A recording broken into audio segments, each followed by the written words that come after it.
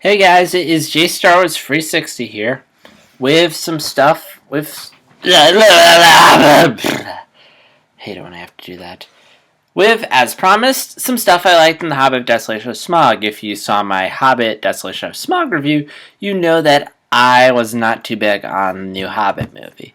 But, since a lot of people seem to really like this movie, and I may get some hate for being like one of the few people who didn't really enjoy this movie and think it was better than the second one, I thought I'd share a few things that I actually enjoyed about The Hobbit Desolation of Smaug. Some things I thought were good, some things I liked, and in some cases, some ways it was better than the first film.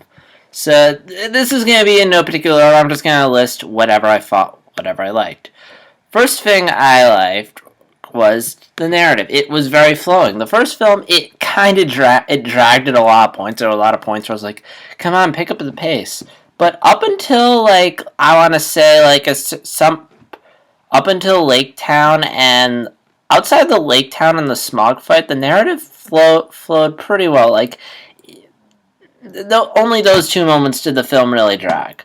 For the most part, it flowed nicely, and it didn't feel like a 2.5 hour movie, which is always good. It's always nice. I mean, it didn't flow as good as something like Star Trek Into Darkness, but again, for a very lengthy movie, it did a good job of concealing its length. Whereas Unexpected Journey, there were a lot more. It really felt long. Let's see. I like the opening to this movie. They include a prologue, which is a scene that was mentioned in the appendices. I've read a bit of it.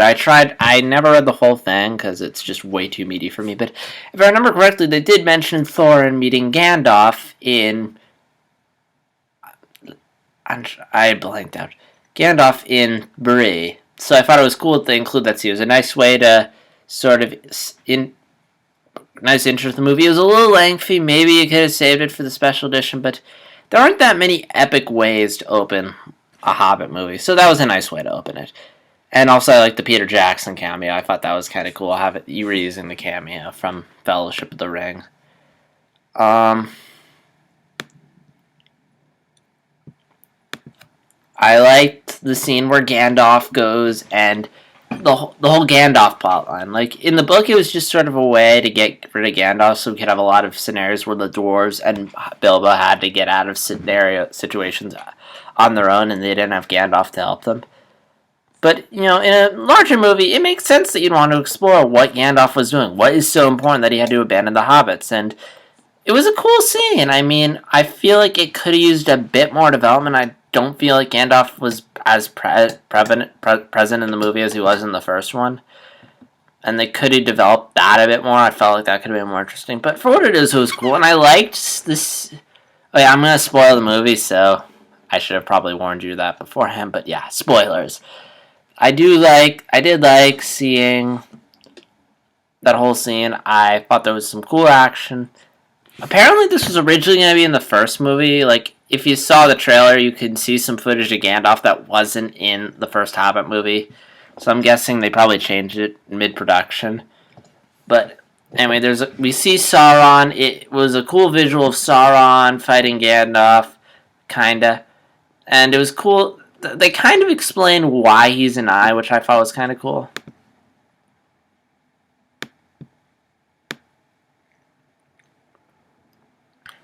Let's see what else. I like Smaug a bit. I thought Cumberbatch did a nice job, although I could clearly hear the Khan voice. The scene between him and Bilbo I thought was nice. I wish it had stuck a bit closer to the book, but it was still pretty entertaining. Not quite up there with Riddles of the Dark, though, which was amazing. But then again, Andy Serkis is the man when it comes to playing a CGI character. But yeah, still enjoyable. Not as good as I want it to be, but again, it was still cool. Bilbo was good whenever he was on screen, whenever they gave him a performance. I didn't mention this in my review, but I felt like Bilbo didn't get as much screen time as in the first one. I mean, when they use him, he's good, but they didn't use him enough. But the scenes where he is in there, I really enjoyed him.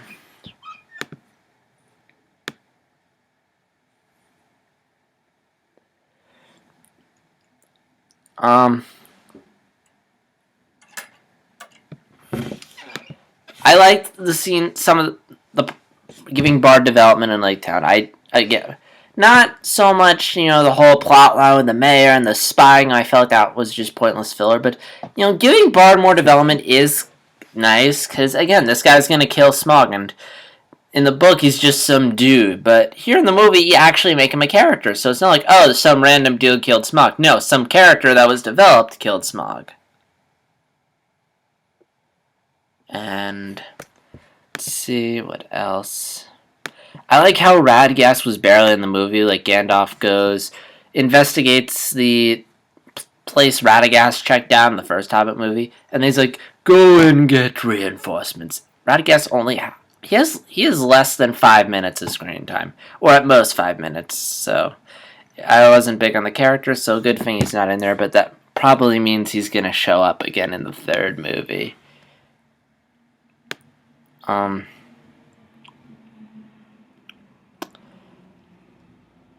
see. I warming up to the plot line with the orcs again. I don't care for the orc villain that much. I was a bit more accepting of it this time. I thought it was a bit more integrated into the narrative, which I liked, and it's setting up for the Battle of Five Armies probably, which again is going to make the Battle of Five Armies seem a bit more justified in the book. That just sort of comes out of nowhere. Here it seems like there's a bit more setup. Plus you have the inclusion of the elves, again, more Battle of Five Armies setup. There was some nice presentation of on-location shooting, sets and costumes. And it probably looks good if you see it in 3D. And the action was pretty good. Particularly the river scene. Smaug was fun, but it went on a little too long. And that's all I have to say about what I liked about The Hobbit Desolation of Smaug. Again, it's not terrible. There is some enjoyable stuff, but I feel like the pacing and the filler just really bog it down. Again, if someone makes a fan-edited version of this movie, I think it'll be far more enjoyable. But we'll have to wait a while for that, if anyone ever does do that. I'm sure someone will do it. And yeah, that's all I have to say in this movie. This is JStars360. I will see you guys in my next movie review, where I'll be talking about Anchorman 2, The Legend Continues. See you then.